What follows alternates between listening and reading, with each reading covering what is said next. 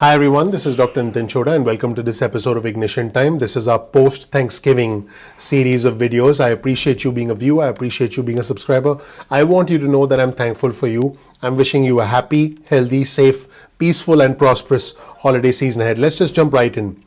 If there is no stimulus bill between today and the end of January, and President-elect Joe Biden gets inaugurated as he is expected to on the 20th of January.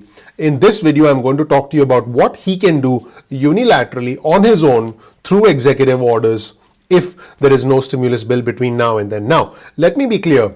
If the Republicans win the 2 Senate runoff seats in Georgia on the 5th of January, we will have a Republican-controlled Senate. We will have Senate Majority Leader Mitch McConnell, leader of the Senate, and we'll have House Speaker Nancy Pelosi, who would be leading the Democrats in the House, but with a very narrow majority. In fact, the lowest majority since 1845. Take a look at this chart on your screen that shows you the majority that the Democrats now have. It's the lowest it's been for almost 200 years, which means the Democrats have a razor-thin House majority. It is no exaggeration to say that the influence of House Speaker Nancy Pelosi has reduced. However, if the Democrats win both Senate seats in Georgia, the Democrats will control the House, will control the Senate, and will have Joe Biden as president, and the Democrats will pretty much be able to pass a sweeping stimulus package. In this video, I'm going to talk to you about what Joe Biden can do, what President-elect Joe Biden can do if no stimulus bill is passed between now and the end of January, which, by the way, is possible if the Republicans win both Senate seats in Georgia, because if they do, we'll have Senate Majority Leader Mitch McConnell, we'll have House Speaker Nancy Pelosi. Senate Majority Leader Mitch McConnell wants to do right around $500 billion in aid. House Speaker Nancy Pelosi wants to do $2.2 trillion in aid. And guess what? The Senate Majority Leader ain't going to let that happen. So let's take a look at what are going to be the priorities of the Biden administration in January, post the inauguration on January 20th. Now, keep in mind that clean energy and immigration reform are important priorities for Joe Biden. In fact, a lot of news reports have said that as soon as Joe Biden becomes president, the Biden administration will want to rejoin the Paris Climate Accord. They'll want to institute new ethics guidelines for the White House. But this video is focused on stimulus relief. So let's jump into the 4 things that Biden is likely to do if there is no stimulus bill passed between today and the end of January. Remember that you heard it first here on Ignition Time. If you learned something new from this video, please consider clicking the like button. Please ignite that subscribe button and please ignite that notification button, because the name of our channel is Ignition Time. So the first thing that President-elect Biden could do after he's sworn in as president on the 20th of January, when he becomes President Biden, is extend unemployment benefits for out-of-work Americans. Now, keep in mind, President Trump did do this through the Lost Wages Assistance Program. However, Biden would have to actually find the money and reallocate it just like President Trump did. Keep in mind that it's not going to be easy for him, because $455 billion that was essentially retrieved from the Federal Reserve by the US Treasury Secretary Steve Mnuchin was reallocated in such a way that if Biden needs to use it, he's going to need congressional approval again. In other words, he's going to need to go through the Democrats, he's going to need to go through the Republicans. He's going to be able to get what he wants from the Democrats because they are on his side. House Speaker Pelosi wants a large stimulus. But if the Senate is led by Republicans, again, that's where the Georgia Senate runoff races are so important.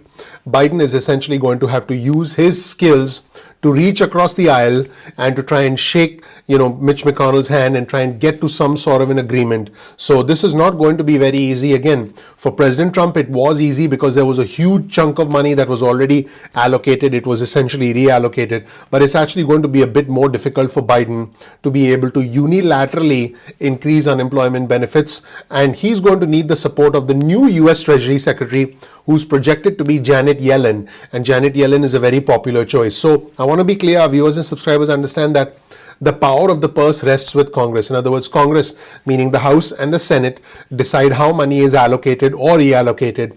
Then the Federal Reserve does what they need to do to be able to provide that money, to be able to inject more liquidity. But at the end of the day, the US Treasury, which is the spender, can only spend money assuming Congress decides that that should be done. The president can want whatever he wants. By the way, that's already happening right now.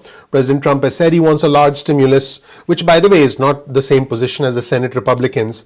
The Democrats have also wanted a large stimulus, but the Senate Republicans have not allowed for that to happen because there's politics being played on both sides. So again, this is the complex situation where Biden could, through an executive order, extend unemployment benefits, but where's the money going to come from? At this moment in time, we don't have a clear answer because of the actions taken by the current U.S. Treasury Secretary Steven Mnuchin, who basically took $455 billion and who essentially put it out of reach, if you will, of the next U.S. Treasury Secretary, unless there is congressional approval. What's the second thing that Biden could do? The second thing that Biden could do is raise the minimum wage, beginning with federal contractors. So during Biden's campaign, President-elect Biden did indeed talk about raising the federal minimum wage to $15 an hour, which is up from the current $7.25 an hour. So without congressional support, again, Biden will not be able to raise the federal minimum wage, but he could actually partially get there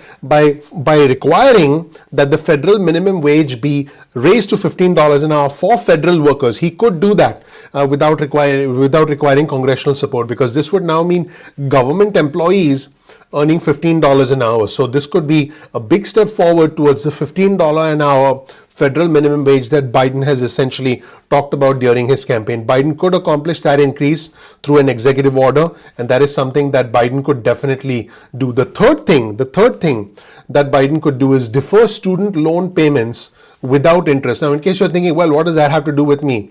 It actually has a lot to do with the overall economy, because it will stimulate the economy. So in a sense, it's a stimulus payment if you can defer student loan payments without interest. So if you're a student and let's say you have $100 or $200 loan payment a month, if you don't have to make it and you don't have to pay interest on it, it is in effect a stimulus, because you can use that money and use it to buy food, use it to pay rent, use it to keep the lights on. So this does matter, even though it's not money in your pocket, it's less money going out of your pocket without interest. Therefore, it's a sort of stimulus specifically for the millions of students who have student loans. So a deferment of student loans is actually expected to expire at the end of this year on December 31st, along with many relief measures for that were instituted as a result of the CARES Act. In fact, this is the list of all of the measures that are expiring at the end of December. Take a look at this incredible list. You'll see all of the measures that are actually going to end at the end of December. The PUA, the Pandemic Unemployment Assistance Program, which is a crucial unemployment benefit program for part-time workers, for gig workers, for self-employed workers, for independent contractors. This is extremely important. It was created as a result of the CARES Act. By the way, it was associated with a lot of fraud. It's estimated that there's going to be $1 billion in fraud in the state of California alone, largely attributed to the PUA program, which is very easy to get around, which is very easy to defraud and manipulate, specifically by inmates in the state of California, believe it or not. So definitely check out that video. But again, here's a full list of benefits that are actually going to expire at the end of the year, and Biden could potentially defer student loan payments without interest. So that is something he could do. Keep in mind that Biden has outlined deferring student loan payments. He's even talked about forgiving student loans based on a plan he outlined in his own plan, which is called Emergency Action Plan to Save the Economy. So Emergency Action Plan to Save the Economy is a Biden plan that looks at forgiving student loan payments, and Biden actually proposed canceling a minimum of $10,000 worth of student loans. So this could be very huge. This is like getting a $10,000 stimulus payment for students. So this is also very important. Another thing that Biden could do is renew the eviction moratorium on unpaid rent. Yes, renew the eviction moratorium on unpaid rent. Now, if Congress does not put a hold on the eviction moratorium that was set up by this administration through the end of December, Biden can actually issue an executive order to require landlords to not evict tenants who don't pay rent. So, if a tenant is not able to pay rent as a direct result of, losing their job or having some financial problems because of the pandemic, an executive order could require that the landlord not evict the tenant in this situation. So I do believe that that'll be a good thing. By the way, I just want to be clear that I do believe that if there are any landlords out there If you can help tenants, try and help them. Try and work out a payment plan. Try and, do away with late fees. That's something I'm doing. I own a lot of single family homes, and I'm trying to do that to help my tenants as well. Because, I think we all need to be human, and we all need to help each other in situations like this, because this is an unbelievable situation. It's an unfathomable situation. So we need to let our humanity come through and not use this as an opportunity to evict people. I just think that, setting aside the fact that financially, it has implications, it's just a wrong thing to do. That's my opinion. Now, in order to protect tenants, the Trump administration actually used a rare law from the Center for Disease Control, from the CDC, that was aimed at limiting the spread of the illness by keeping people in their homes and out of homeless shelters, or from crossing state lines. Because keep in mind that if someone is evicted or becomes homeless, they go to a state shelter, or they cross state lines and go to another state. This would effectively lead to a spreading of the virus. So what the Trump administration did in order to keep people in their homes was to actually use that law from the CDC to try and prevent landlords from evicting tenants. Look, however it happens, my personal opinion is landlords should not be evicting tenants, should be working closely with tenants, because it's the right thing to do. It's the humane thing to do. So that is where things stand. And also, let's be completely honest. If someone's going to evict a tenant, it's not like you can just find another tenant quickly, because, it's not like people are moving in the middle of a pandemic, not for the most part anyway. So I think it's the human thing to do, the right thing to do for landlords. I'm doing it as a landlord. I own a lot of single family homes all across the country, many in the Midwest actually.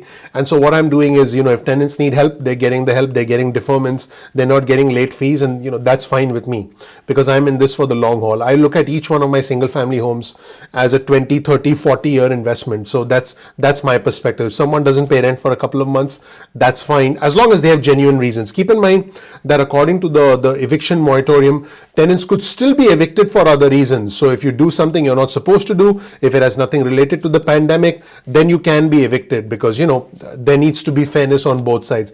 But that's where things stand, everybody. These are the 4 measures that Biden could take through executive order, through executive action, and the limitations of those orders and the dependency on Congress, if you will. And keep in mind that the Georgia Senate runoff races on the 5th of January are extremely crucial to the control of the Senate and the Biden agenda and the future of what Biden needs to do.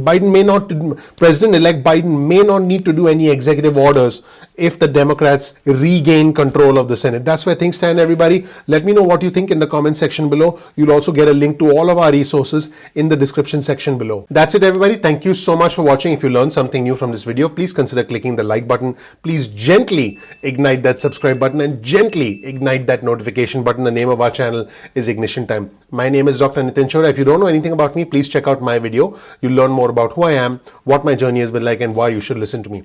We release videos at 2 p.m. East Coast time most days of the week. That's 2 p.m. Get your cell phone out, send a text message with the word ignition or with the word time to 70,000. That's 70000. You'll get added to our SMS alerts list. You can opt out at any time. Now, if you want, you can get added to our email list. Simply go to ignitiontime.com/alerts. That's ignitiontime.com/alerts. You can get added to our email list.